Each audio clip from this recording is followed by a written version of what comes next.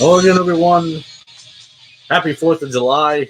Welcome to another edition of the Wrestling Weekend Recap, where we bring you the good, the bad, and the latest inside news of what took place this week with Monday Night Raw, NXT, AEW Dynamite, back on Wednesdays, Impact Wrestling on Access TV, and of course, Friday Night SmackDown. This is the one and only Jade, and I am Ace Monex, and we're here to give you our infamous disclaimer, which is that everything that we say and state is strictly our opinion, and it does not necessarily reflect the views of the platform that we're on or the wrestling companies that we talk about. And now, don't have a cow, man. Before we get started, I want to give our sincerest apologies for not haven't been on the air since last Saturday. Everything was just accumulating as far as activities were concerned. We were having all these plans as far as summer is concerned. I even forgot what the heck we of course. Well, we were so bombarded with stuff, and even of course we were watching AEW on Saturday. We left that like for way late at night, and it's like lucky thing for them that they even scored big last week with the ratings, because I heard they did very well, damn good, and it's something that we haven't even seen in a long time as far as wrestling is concerned, because I missed the old school Saturday night lineup of old, way back like 20 years ago. And I think we talked about that before when we were on last, about 2 weeks ago.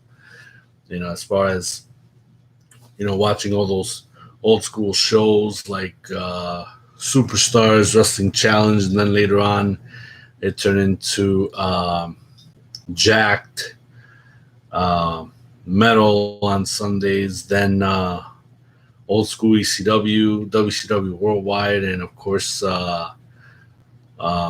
already mentioned Jack Metal, but before that, it was Shotgun Saturday Night. So that was a hell of a lineup back then, local syndication wise. But even we missed WCW Saturday Night, and that was old school too, on cable on TBS. And obviously, there's nothing much to watch at this point. At least now. But even though there's the network, obviously there's a whole lot more. And even now, we were just watching just 3 episodes of Legends of Wrestling, and we seen them back since 24/7 Classics on the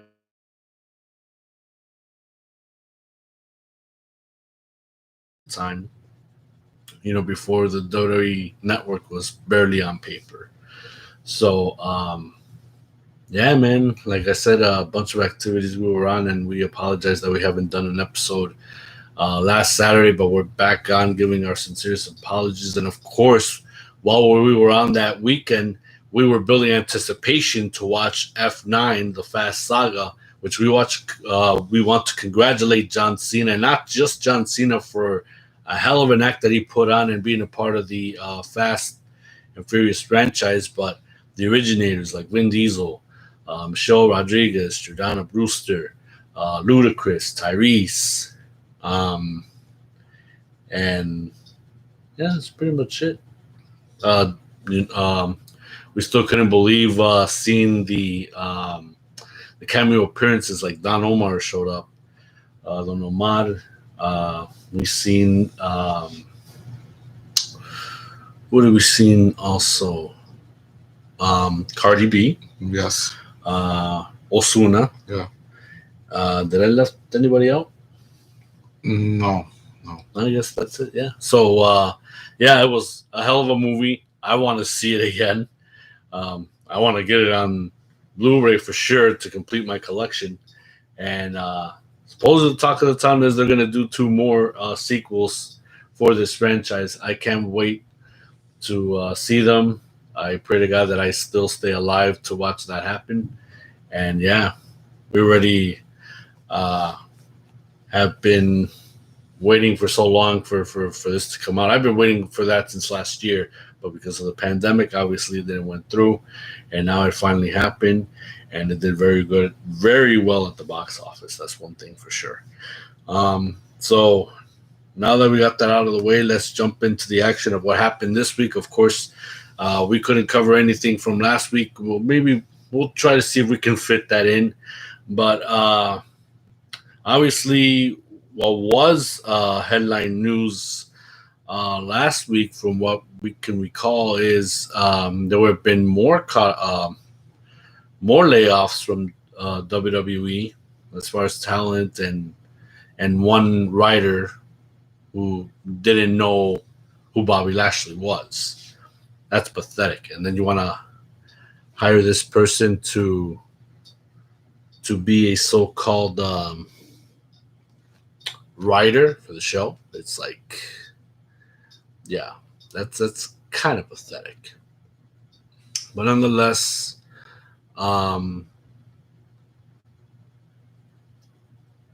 it is, I guess, somewhat shocking to say the least that there would be more cutoffs and all of these movements were happening, under the eyes of Tony Khan and such, and a lot of heavy restructuring is going on with the company right now. So I guess we can say that the key players that are pretty much dormant right now, little by little, they're going to start showing up. We got to see one last week showed up again this week. We got to see another one this week actually showed up to SmackDown, and we're going to get into that in just a little bit. But nonetheless, let's jump into the main headliners for this week, and we will begin with Monday Night Raw. To my surprise, Raw did it again. It was another decent episode. They're starting to, I guess, build it up, you can say. And, obviously there were still some things that are repetitive and such. And there were other things that were actually kind of pretty much somewhat in tow. That really kind of got me scratching my head for a bit. Like, for example, Randy Orton wasn't there, but Riddle, obviously for the last chance rematch that they had, the triple threat for Raw last week, that was supposed to be the main event. Randy Orton wasn't there, so Riddle wanted to take his place and wanted to fight for Randy, and pretty much he just wanted to make sure that Randy's spot was not gone, that it's still there, and that obviously Riddle can handle doing it for Randy if it is allowed. And obviously that was allowed, and it was taken care of for sure. So nonetheless, hats off to Riddle for trying to pull a double duty on Monday. That guy, I mean, I'm so impressed with him having to step up like that. I know that the RK Bro angle is going on really, really strong. That's one of the acts that is keeping Raw afloat, amongst other things, especially now with Kofi Kingston being back in the main event scene and having an opportunity again at Bobby Lashley at Money in the Bank for the WWE Championship on the line. So can't wait to see how Money in the Bank is going to look like. Even though we're seeing the matches that are actually going to be on the card, it's taking shape the way it should be. And the fact that, 2 weeks from later on tonight, it's really going to look, very good now that we're going to have the crowd back in the stadiums. You can definitely say that this one's been building up just right, and I think the timing was well precise right after Hell in a Cell. That this was that from that point forward, this was pretty much the time where you start have to build up matches and stories for Money in the Bank. So it's like, we weren't gonna see much of a stale retread from what we were seeing, for months now. And I know these guys were trying to hold off during the pandemic because they don't want to bring in their key players just yet. And I know that they still have value. That's why they're trying to bring in people that they have let go without thinking, or they just let go for now. And then I guess once that contract's over, bringing them in and try to discuss a new contract, and then obviously, get them back to work again. So I believe that little by little, these key players are going to start taking effect once the crowds are fully back in. And I believe we're going to see the return of The Fiend. We're going to see the return of Becky Lynch. We might see the return of Sasha Banks. Amongst the people that we haven't seen in a while or even in ages, we might see these people come back, and it's going to be pretty good. We're hearing rumors about Goldberg, about Brock Lesnar. They could be possible candidates to come back even a little bit before SummerSlam. So all of this is going in the works, and we just don't know who the heck WWE is going to start bringing out for most of these shows. And even though also we're hearing rumors as well that, of course, the WWE draft will be soon around the corner, and that's also going to start to, I guess, build up anticipation on who can we expect to see jumping from NXT to come into the main rosters as well.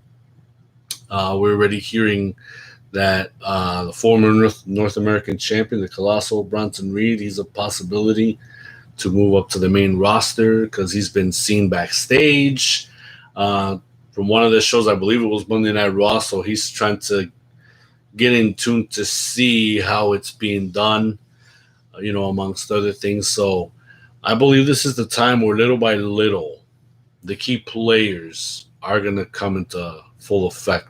They're not going to, obviously they're not going to come all within the same time, but WWE's going to start planting the seed little by little because that's how it should be done.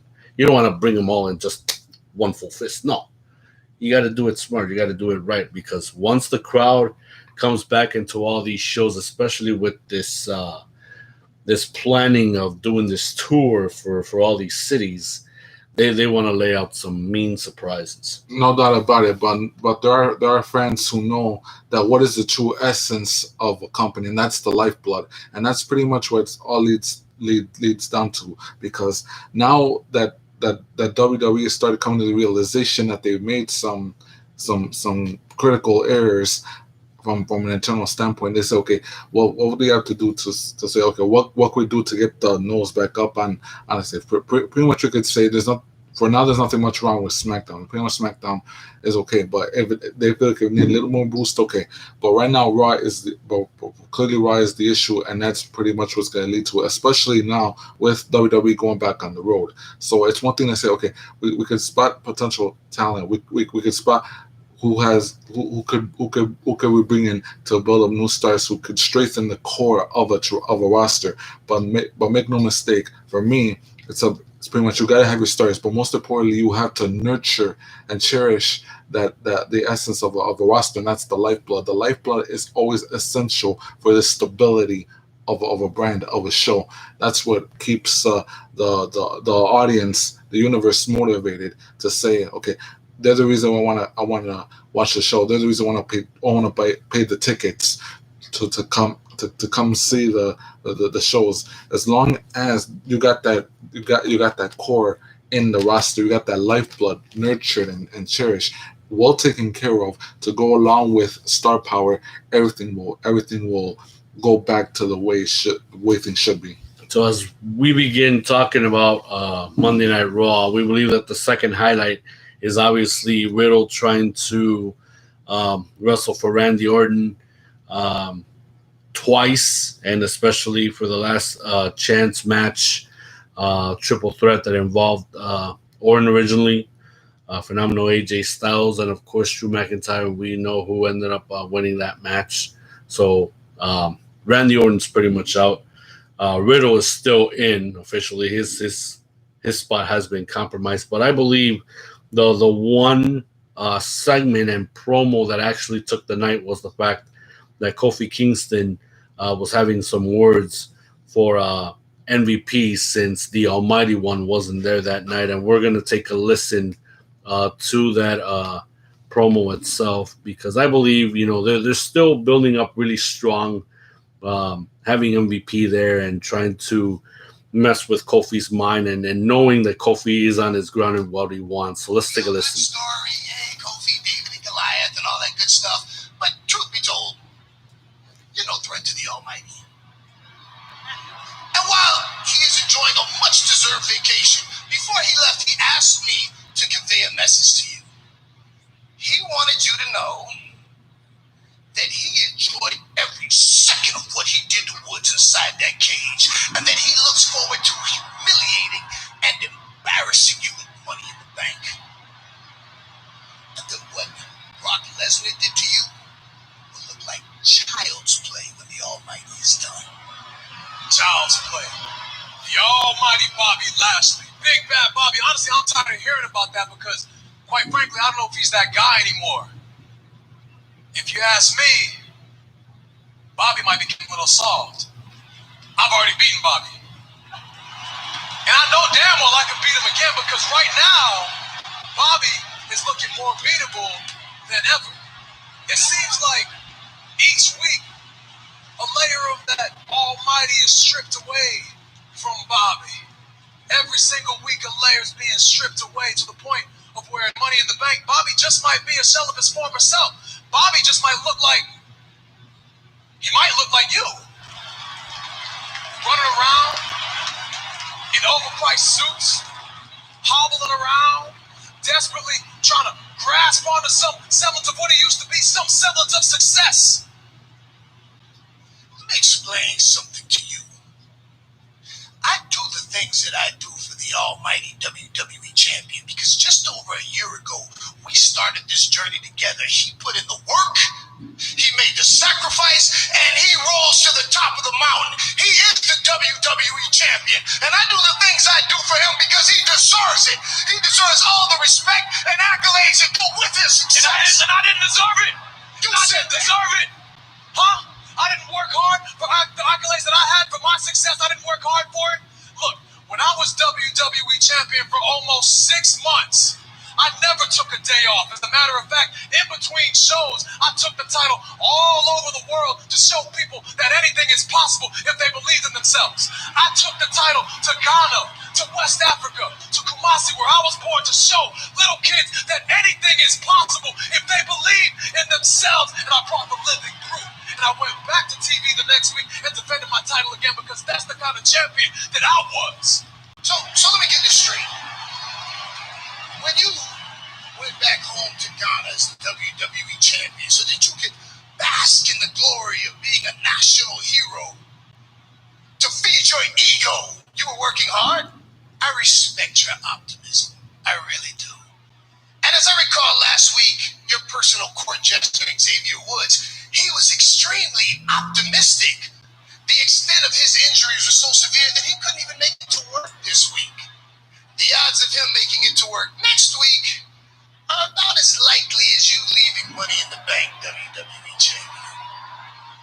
You might want to check your numbers and check your odds because, spoiler alert, Xavier Woods will be back here next week because Xavier Woods has heart. Xavier Woods is a fighter. Xavier Woods has resiliency. Unlike you, who has been milking this knee injury for the better part of 6 months. You ought to be ashamed of yourself, bro. Milking? Listen, my knee is hurt. It's legitimately injured, and I'm not cleared for combat.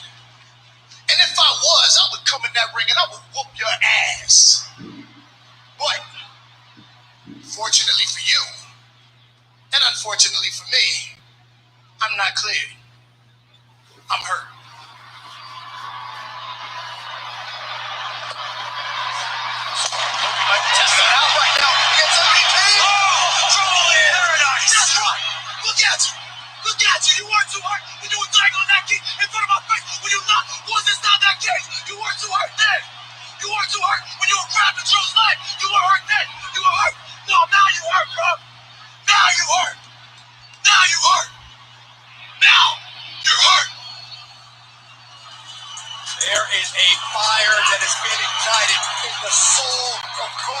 Kingston. And I'll tell you what, if the WWE Champion Bobby Lashley dares make the mistake of looking past Kofi Kingston will accomplish something very special at Money in the Bank.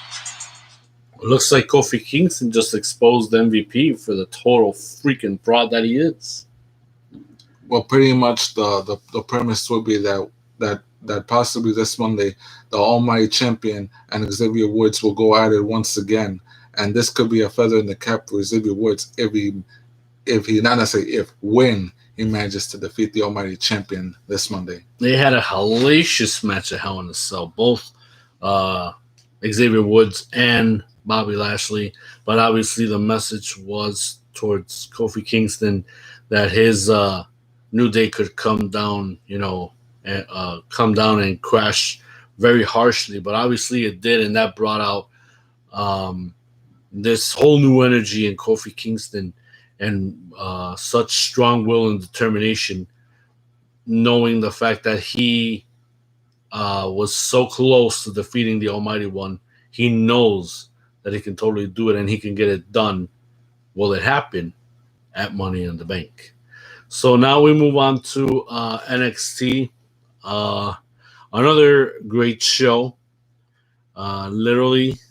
And of course, we got to see at the very end of last week the debut of Diamond Mine, which of course Roderick Strong was at the helm of that group. He's a part of it. And amongst other things, I believe, action-wise, I believe that the match that took the night was obviously the main event.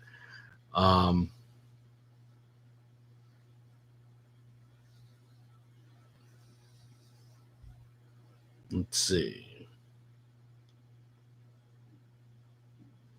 Well, actually, no. Let me take that back. I'm already backwards. What was the main event was obviously Isaiah Swerve Scott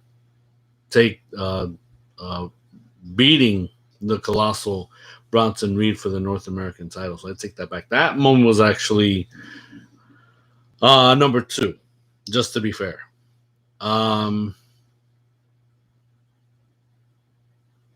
So most definitely the match with Swerve Scott and the Colossal One, Bronson Reed, was definitely number 2. But there were other things that took place as well. To me, or I don't know if you agree, but to me, the moment that really took the cake was obviously Kyle O'Reilly and Adam Cole. They weren't still finished with each other, and obviously the several weeks ago, once Samoa Joe came back into the fold on NXT, and he was going to be that extra muscle that William Regal, the NXT general manager, needed, was to control the chaos. Obviously, was to be in the middle of a lot of emotions running high from so many talented NXT superstars that are already having battles and disputes with several people, especially Adam Cole and Kyle O'Reilly. So we're going to go back into some of that audio and go into what was said between Adam Cole and Kyle O'Reilly this past week, and it's obviously more stronger words than ever. Let's take a listen. And already Joe coming out with security. Gentlemen, please excuse my poorly timed interruption. But with respect to both of your personal safety, I took it upon myself to come on here and ensure that this week, none of the nasty events of last week will proceed here tonight. So please, do not let me delay you anymore. Have at it.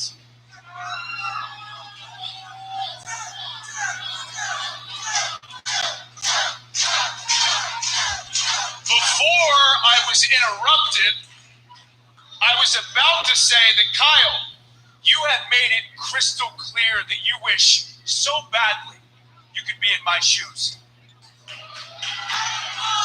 I mean, honestly, You probably go home at night and hope and pray that someday you'll have half the career that I've had. But guess what? It ain't gonna happen. Hey, Kyle, I was doing some thinking, and I think I finally figured you out. Kyle, you're obsessed with me. And honestly, it creeps me out a little bit.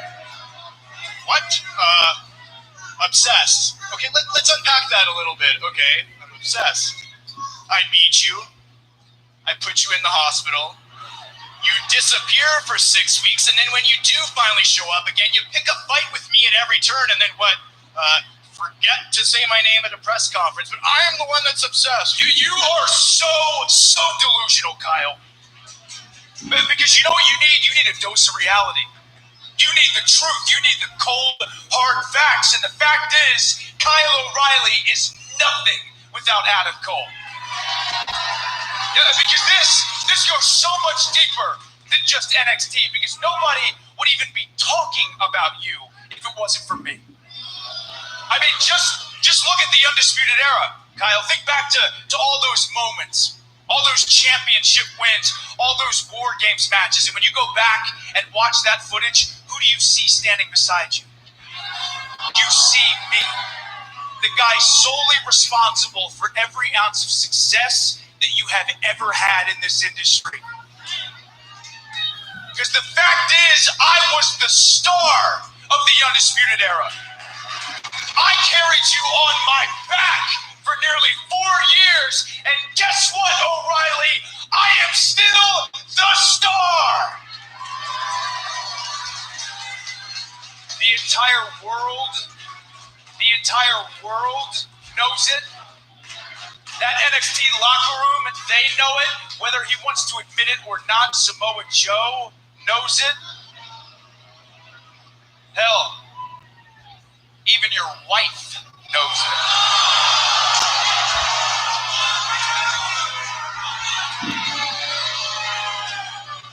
Let me make something perfectly clear. Don't you ever mention my wife again. Yeah, we were in the Undisputed Era. So what?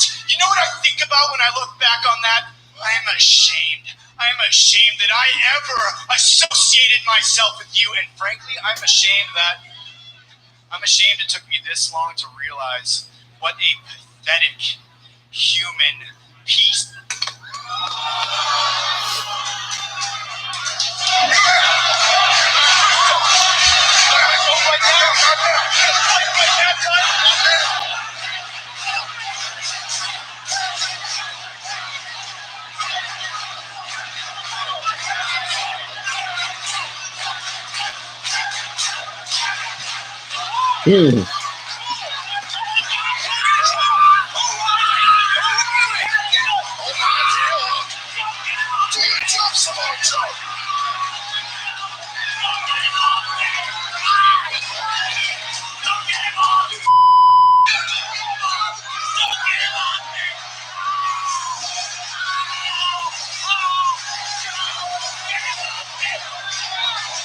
Samoa Joe losing away from Adam Cole in agony.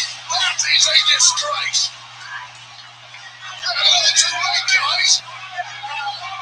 What the hell?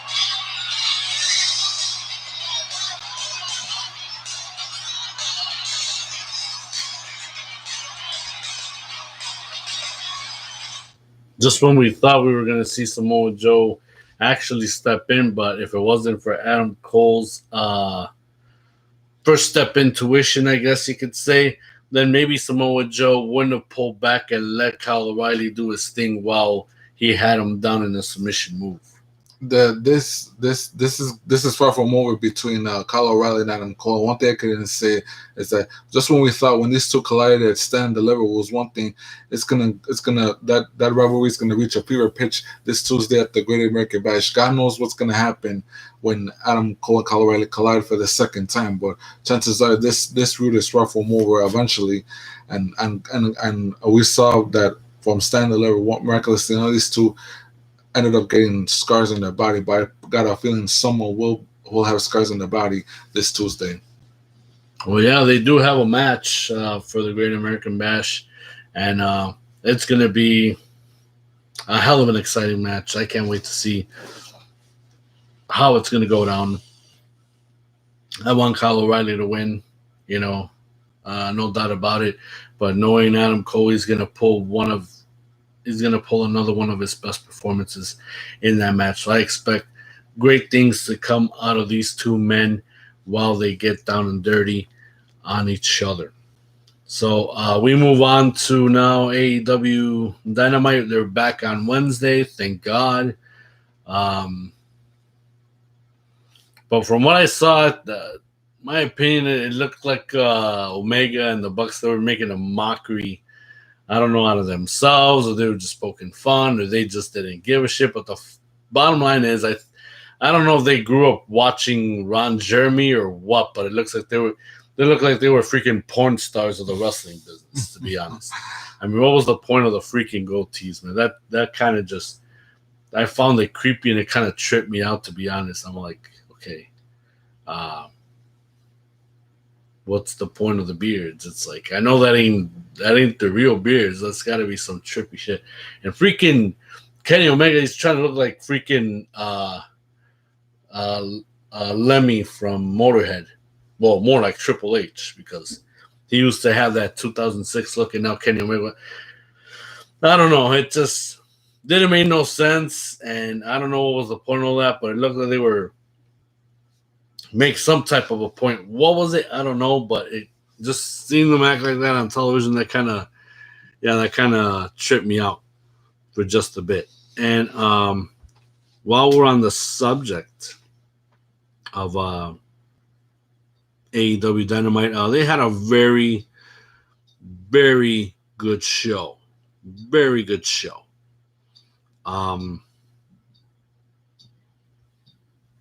I mean, it was really hard to choose as far as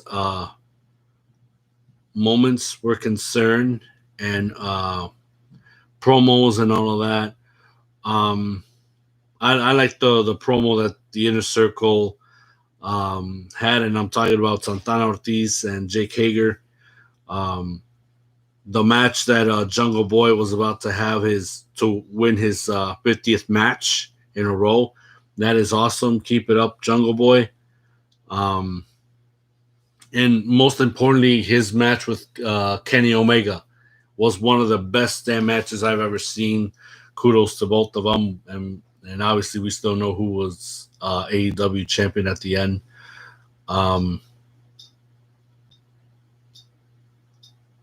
Also, I mentioned the Young Bucks, and they went against Penta and Eddie Kingston. I don't know why I was going to say. Yeah, you heard me what I was going to say, but I didn't say it. Pentagon Jr. and Eddie Kingston, they faced out the Young Bucks in their Trippy Ron Jeremy facial features. But nonetheless, it was an explosive match back and forth. A lot of stuff in and out of the ring. And yeah, it was surprising to see that Eddie Kingston and Pentagon Jr. actually beat the Young Bucks in a match. But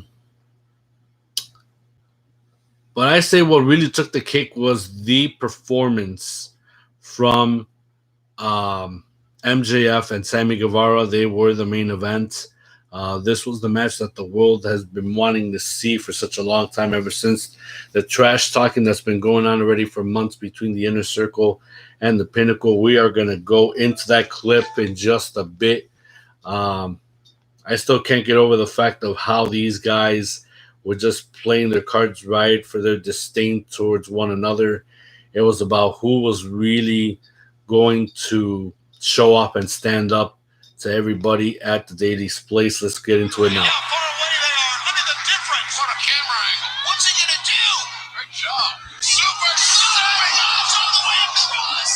Super Sammy going Super Saiyan over the barricade and taking out MJF. Halfway across the arena.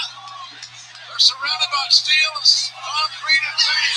Look at that. Across the arena. Says Impact. Oh my gosh. Went right for MJF's head and found it. That was absolutely incredible as the crowd was chanting AEW, and did damn well should be. Yeah, that's what AEW is all about, Chris Jericho. Absolutely. Look at these guys. Look at one of the best matches of the year. It's from one of the best crowds of the year. And referee Bryce Remsburg delivering the 10 count to both men on the outside. There's just nothing like seeing AEW live. When you get the chance, wherever you are, I'm sure you'll join us. I hope so, because we're coming back on the road, and Sammy Guevara's coming back on MJF right here. He's Dragging at his mercy. dragging MJF back into the ring, and Guevara, the window of opportunity is wide open for the Spanish God. Sammy's feeling the effects as well. You know it took a lot out of him, but what's he going to do? Take another chance. Get this on the bed, and Straddling the top turnbuckle. MJF is up and Sammy is down. I've never seen a good happy landing on that move. Ever. It's impossible. That's why that is a steel connecting post right there. What is MJF going to do now? Both of these men pulling every stop out. A sheer desperation move by MJF. Pile driver! Oh no. No, that's going to break his neck. Pile driver from Oh the no, second. no. No! Tombstone pile driver. No! MJF covers. Two! Sammy! Sammy couldn't get the finish, I'm trying to say. He hurt his knee. He got one arm on the pin. I can't believe what we just saw. You're right. That took a lot out of both men. Yeah, take a look at this. Oh my gosh. Immediately, MJF comes up clutching the knee. MJF knees Sammy's neck. He couldn't open the cover right away. That was only used one arm to hook that leg, Jim. Yeah, bad break for MJF. Yeah, he's really hurt. You know, a lot of times he'll fake an injury because he's a low-life scum. But he's really hurt here, guys. I can't see any feigning from that. That was absolutely brutal. I had never seen that move in the United States, and if I have, it's been a long time. This is real, man. He's in bad shape. Listen to the crowd. Oh, MJF can't even pull himself up to his feet, man.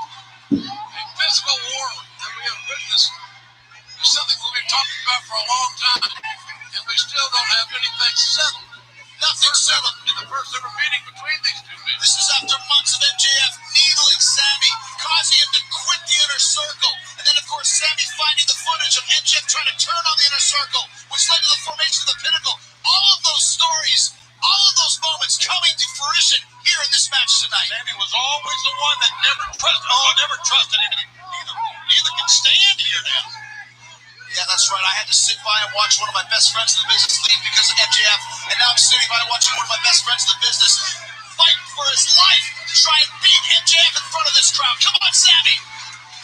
This is an incredible back and forth war between MJF and Sammy Guevara.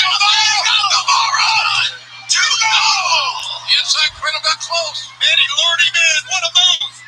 What a move. What a match. Sammy was thinking ahead. What's left, Excalibur? What's left for these two? MJF has the advantage, but he cannot capitalize that tombstone pile driver off the rope, and that's what he has to do. He has to chop Guevara down and keep him on the mat. Look at Sammy's arm is kind of hanging there too, Tony. Not to interrupt you. Yeah, no, that's fine. It's sound strategy to get Guevara off his feet as well. And MJF may be thinking the heat sinker, that pendulum pile driver. Back on the knee. Right on the knee. You're right. Great counter by Guevara. Shoulder to the midsection. Guevara goes over the top. Sunset flip. MJF. The ropes down. Sammy Guevara. 1, 2. No. You guys notice how the fans are standing everywhere? Absolutely. Great point. They're captivated. They're mostly invested in this contest. And it's all around the arena, Tony. You're right. Look at this. Guevara. Change. Cover him, Sammy. You gotta cover him. 1. You gotta 2. Oh, he's in the ropes. He's in the ropes. Oh, bad break there. Connected with what he needed, but in the wrong portion of the ring. Just by the grace of God, he puts his foot on that rope and breaks the count. I'm not sure if MJF actually got his foot on the rope or Sammy might have been a little overzealous with the cover. But whatever it was, an extremely lucky break for MJF. It was the momentum is what it was in both men. It's the combination of the two. As Sammy goes to the top rope again. Sammy could be thinking 630 cents on. Do it, kid. He's got so many moves in his arsenal, but the 630 is what pinned Shawn Spears to win the Stadium Stampede for the Inner Circle. I don't know, Chris. Big risk here, man. MJF is up. He's begging him on. He's begging it. Look at he's begging. You're right. He's begging. What a coward. What a piece of trash. Sammy Guevara. Hit it. Oh, my God. 630 cents on. Come on. Come on. Man, if that doesn't do it, what will? Give it to MJF. mistake. No doubt about that. But Sammy's got to be thinking, what the hell do I have to do? That reaction on Sammy's face tells the story. Oh, here we go. I'm going to stop this before it even starts. Please, go get him. Jericho leaving the broadcasters in. Wait a minute, what's Wardlow right behind him? Wardlow right behind him. Where the hell did he come from? Wardlow assaulted Jericho from behind. The big monster from Pittsburgh. The ribs of Jericho onto the steel barricade. Spears. He's got the chair. He's the chairman. Jericho's face choked down here. He's got the attention of Bryce Remsburg. Wardlow. He's got the attention of Wardlow. Rowing Jericho off the stage. Here at Daly's place. Oh my God, no! Spears. No! Sammy tried to block it. Sammy tried to get his hands up, but to no avail. And the referee didn't see a damn thing. He was not doing his job. You can't call him when you don't see him. Well, Jericho's hurt, Manny. Jericho, I mean, he still has that dislocated elbow, but now MJF covers. No. Hell no.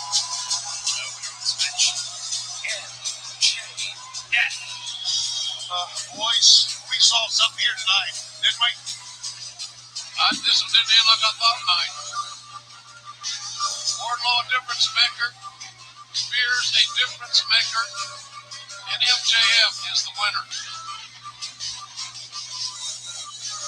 MJF escaping this match with a victory by the skin of his teeth. Well, the Pinnacle had the plan, didn't they?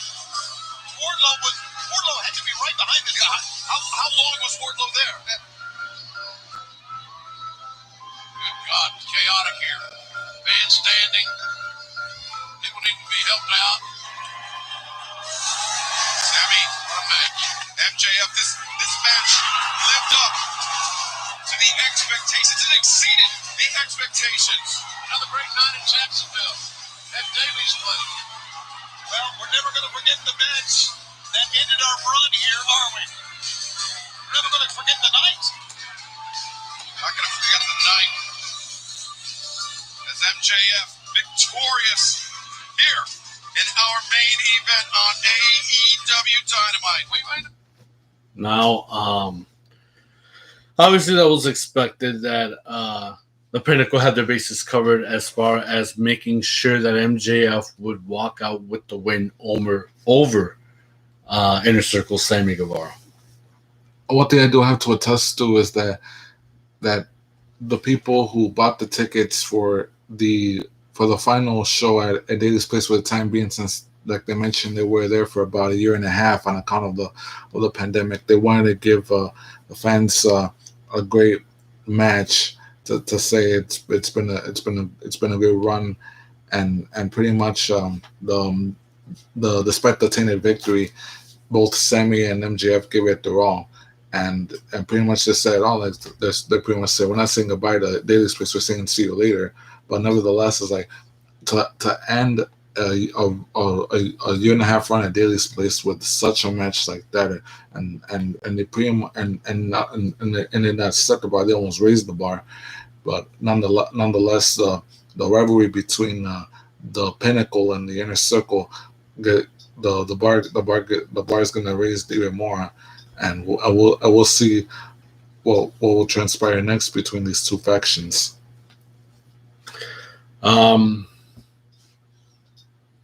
Like I mentioned before, both men put on an incredible presentation for the main event as they close this Daly's Place pandemic saga in the history of AEW Dynamite. As next week they're going to go back to full status crowd capacity. Do you remember where they're going to be at next Wednesday? Miami. In Miami, Florida for Road Rager. Yes. See, that part I remember. So Road Rager next Wednesday on AEW Dynamite, even though Dynamite is the least name that's pretty much the headliner for AEW, it is Road Rager next Wednesday. Nonetheless, it's going to be interesting to see very interesting to see how all of this is going to play out now that AEW is going to be welcomed back with a full crowd capacity at in the city of Miami, Florida. It's going to be one heck of a bang to remember. And finally, AEW is going to be back in business. That's the first company in wrestling that's going to be back in business. WWE is obviously going to catch up to them within a week or so afterwards. So can't wait to see how Road Rager is going to be. There's already matches lined up, about maybe 5 or 6 matches. We don't know at the top of our heads what those matches are, but if you already caught up to AEW, then you know what those matches are going to be expected for next Wednesday, 8 p.m. Eastern, 7 Central on TNT. As we move on now to Impact Wrestling, another decent show as far as I'm concerned, but the main event obviously spoke for itself. It involved members of the Elite. It involved, obviously, Chris Sabin. It involved Moose. It involved Sami Callihan and also Tommy Dreamer. So let's just jump into that because it was an incredible match. It was one that we were all been wanting to see already ever since it was mentioned several weeks ago as Tommy Dreamer and, of course, Don Callis were talking about it. So now we're going to take a listen and view what took place this past Thursday. He didn't take the bait of Don Callis. Callis said, get 2 guys, let's have a match. And Dreamer said, I'll get 3 guys, and I'll represent them. And now here comes the big LG. Sammy fires right back. Wow. And here comes Kane. My God, Omega. And Omega stopped in his tracks by the #1 contender for the World Championship. Omega wants nothing to do with Callahan. We've seen this before. Yep.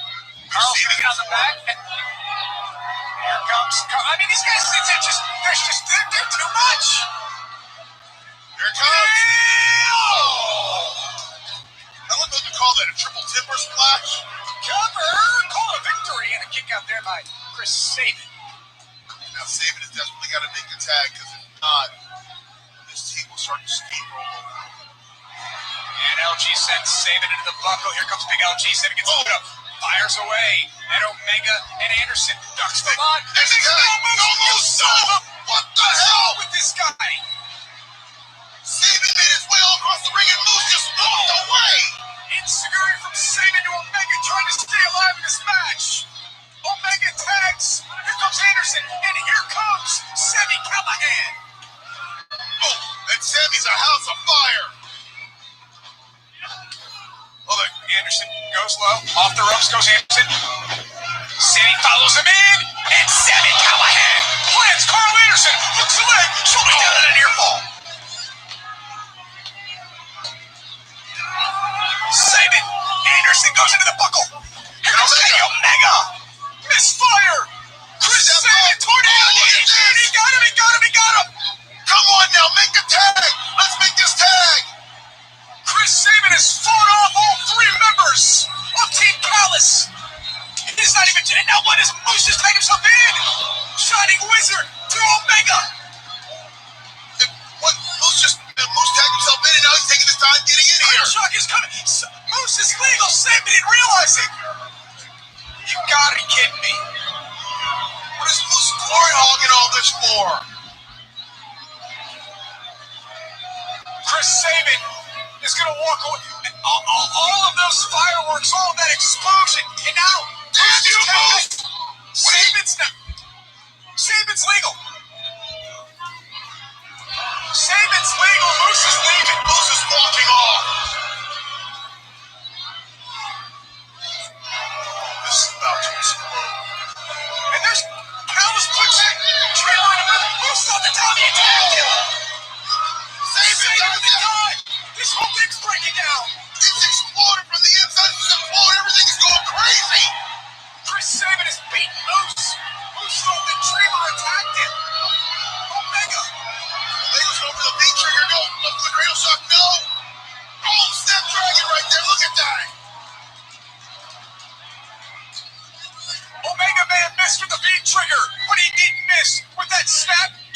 suplex. And here comes Carl Anderson. Here comes the big LG. And you know what's coming. The recipe never changes. There's a magic killer, there's a V-trigger, and there's a 1, 2, 3. Here are your winners, the Good Brothers and Kenny Omega. We never know what could have been. Had Moose not done what he did, had Moose not turned his back on his partner Stilo, we don't know what could have been. But we know what did happen. Good Brothers, Kenny Omega are victorious as Moose just stares and looks at everyone. Ladies and gentlemen, we are one step closer to Slammiversary. We are one step closer to the biggest night of the summer. Tonight belongs to Omega and the Good Brothers. What will next week bring? Well, one thing for sure is that the Elite was always a step ahead because obviously Impact still has a house divided as far as egos and individuals are concerned. They still have issues with one another. Having Tommy Dreamer out of the way, Moose has an issue with Sami Callihan. Sami Callihan has an issue with Moose. Chris Sabin, added into this picture, still has unfinished business with Moose. Nonetheless, Don Callis is a smart son of a bitch to actually stick his fork and tongue right when Moose had his back towards him, shoves Tommy Dreamer right behind him for Moose to actually react the way he did. And obviously the Elite was already murdering their opponents already out in the ring. And unfortunately, the one that got murdered inside was Chris Sabin. Well, apparently from what we saw last Thursday, it's clearly evident that despite the fact that Don Callis no longer has a managerial role with an Impact, he's still the invisible hand that's pretty much moving the pieces to wherever to pretty much where the Elite wants to be, because the Elite wants to be the focal point of the entire industry. But nevertheless, pretty much Sami Callihan's goal is to take the Impact title away from Kenny Omega. And of course, we all know Kenny Omega is a one-man man, knowing that he has 3 championships. But pretty much the other issue that pretty much should be addressed is the issue between Moose and Chris Sabin. And Chris Sabin cannot wait to get redemption from the felonious assault done to him on account of Moose, which Moose nearly put his health and his career at stake. And pretty much all we can say is that the road to Slammiversary it's going to get more and more intense, and God knows what's going to happen in the coming weeks. But one thing for sure, that in 2 weeks at Slammiversary, it's all gonna come ahead for Impact Wrestling. Of course, Slammiversary will be on pay-per-view coming up in 2 weeks. The main event will be Kenny Omega defending the Impact Heavyweight Championship against Sami Callihan. Can't wait. That is going to be one hell of a match. It's going to be explosive. And yes, Slammiversary will be an important pay-per-view for Impact Wrestling. Now we finally move on to Friday Night SmackDown. Of course, we're going to do a little bit of a twist. I mean, this episode was decent that took place last Friday night. But as I talked about in the beginning about key players coming back in little by little, I think it should be fair to say for the highlights that I want to, mention, I think we should do this right. So we're going to involve also last week's SmackDown because that was very important as well. So the number 2 highlight of this week was the return of this one person that Sonya Deville decided to make the second female chosen to be a part of the women's Money in the Bank ladder match for this year. And we are going to go into that audio clipping right now. Obviously, that was one shocker that I did not expect, and WWE kept it really, really quiet until it was time to unveil it. Second woman from SmackDown that will be competing in this year's Money in the Bank ladder match. She is one of the most dynamic and driven WWE superstars. Please welcome Zelina Vega. Oh, this is a surprise. Vega is here. And Zelina Vega is in the Money in the Bank match.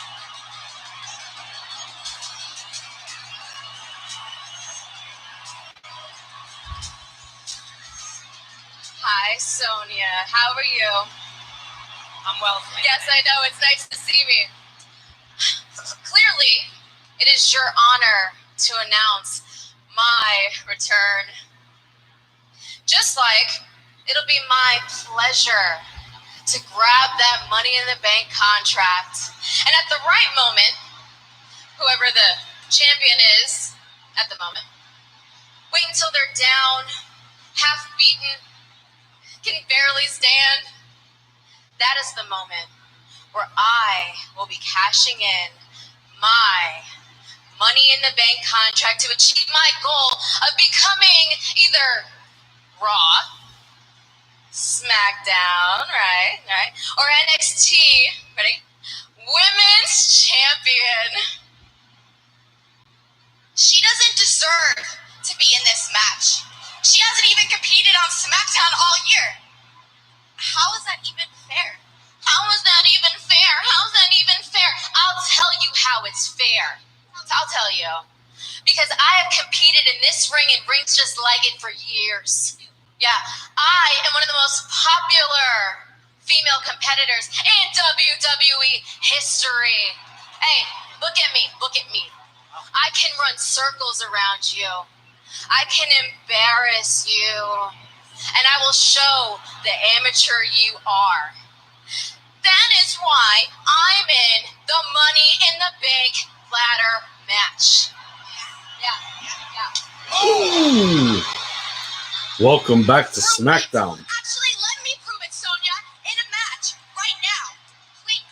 No, I want that. Please, right now, let me show you. Watch me, let me show you.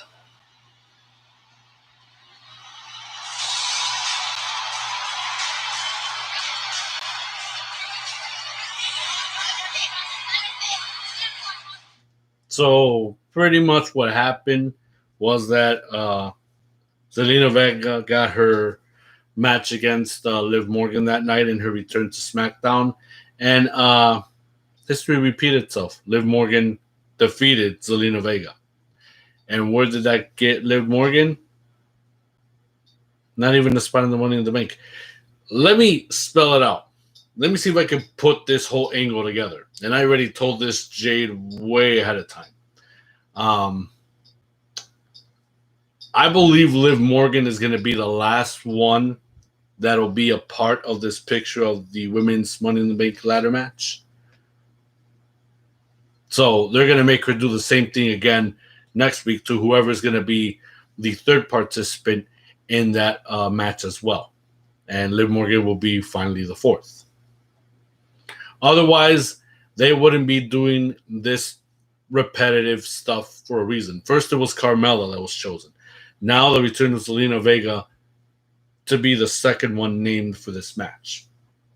And both of them, Liv Morgan, have already got into the ring and defeated.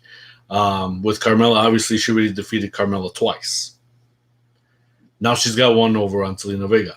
Who is it going to be next week that Sonya Deville is going to mention to be the third participant in the women's Money in the Bank ladder match? Only we will see next week on Friday Night SmackDown. Now, the number one highlight from last week, while we're on the topic of key players returning, I believe that one was a shocker and really important because even though despite Roman Reigns, the tribal chief, wasn't seen this past Friday at SmackDown and only Jim Uso and Paul Heyman were in the house, still this individual felt like he had to get a message across to the Universal Champion.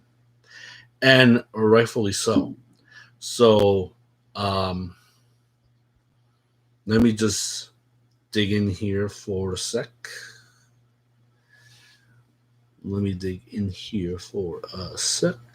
Okay. So we're going to get into this clip and pretty much go with the unexpected return of this individual who we already seen earlier this year to WWE. Universal Champion Roman Reigns has wiped out the entire division. So your tribal chief is going to have to change course a little bit here in something that's never, ever been done on network television before.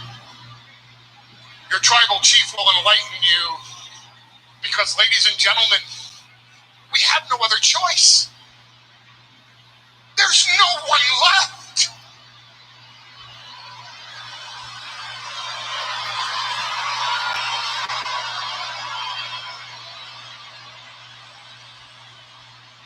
Or so it seemed.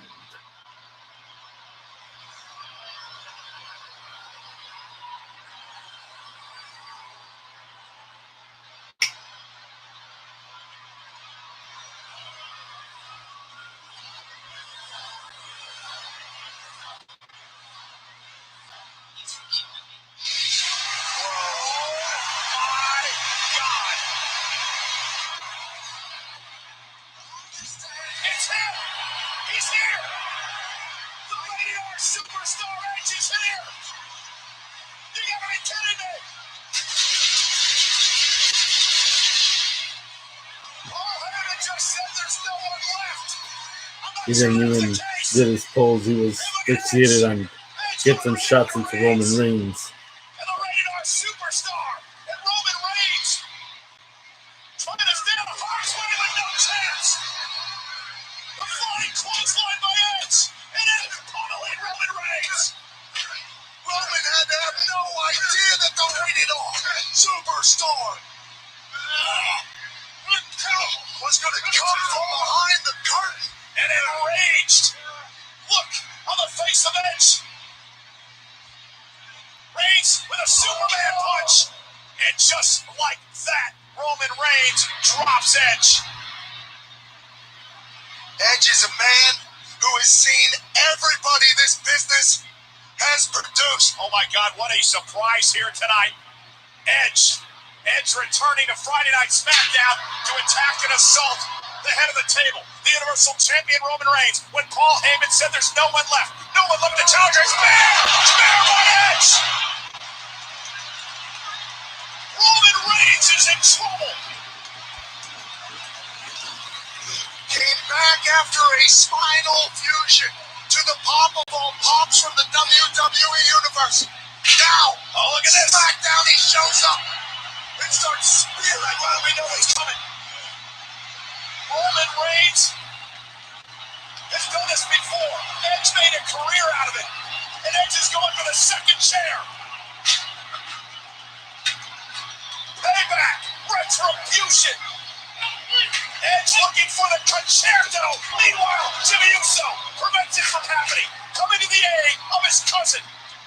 And Jimmy Uso, who's all in apparently, hammering away, pummeling away at Edge. Right-hand man Jimmy Uso, it appears. And Jimmy Uso reversed out Uso into the steps. Second time tonight, Jimmy into those stairs, but who cares? Edge is back. The crazed look in the eyes of the ultimate opportunist as Edge spears Jimmy to the barricade.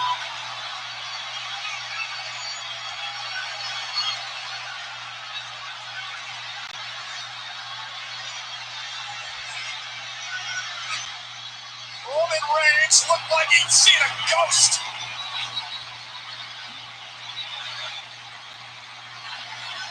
The Rated R Superstar comes in and cleans house where the table resides. Edge is where you at, Roman? Where you at? You want me? Right here. Edge, he was on your right, heading towards the back to the ramp, and you're yelling out, "Where you at?" He was on your right. You didn't turn to see because you were talking to the camera. Made no sense. That was trippy. Nonetheless, that was the highlight from last week that we wanted to make number one this week because what was different this week was the fact that Roman Reigns was not there, that it was just simply Jimmy Uso and Paul Heyman. Still, Jimmy Uso wanted to step up and call out Edge, which he did. And, of course, earlier in the night, Edge came out and spoke his promo piece about all the things that he did to the Tribal Chief during his triple threat match at WrestleMania for the Universal title, involving, of course, Daniel Bryan. So having to pull out a picture, a still picture of Edge, having to put in a cross space with a piece of a steel from the steel chair, having to stretch from the mouth, being pulled back, which was exactly what Jimmy Uso suffered at the end of last night to send a message to the Universal Champion. Obviously, it was some really gruesome stuff. I mean, just doing it to myself right now. I mean, I can already imagine the pain, but nobody should go through that, unfortunately. But yeah, nonetheless, another decent show. I know we didn't get to cover anything from last week, but I wanted to throw that in because, like I mentioned, little by little, WWE's key players are starting to come out, and especially now when it's already about a week or two where WWE is going to get back on the road and they're going to be back to live crowds once again, finally. It is going to be amazing to see that now they're going to be able to take that step forward, back to business, back to where everything should be from that point on. Even though AEW is going to be the first one to do it next Wednesday night, as they're in Miami, Florida, to do the Road Rager event. Of course, that'll be Wednesday, 8 p.m. Eastern, 7 Central on TNT. Well, ladies and gentlemen, fortunately for us, and unfortunately, that's all the time that we got to cover of this week. And you might as well. I think that's my calling card. Farewell. See you next time. And happy 4th of July, right? Yeah, and happy 4th of July. Yeah, we just heard the doorbell ringing, so I'm going to make the quickest sign out that we could ever do, and we're doing it already, breaking kayfabe here in our own little room studio. Nonetheless, we want to thank you guys for joining us and checking this out already in the archives of this channel. Once again, we apologize for not having to do an episode last week. Of course, from what we could see, we're almost having some technical difficulties doing this episode tonight, and I apologize for that.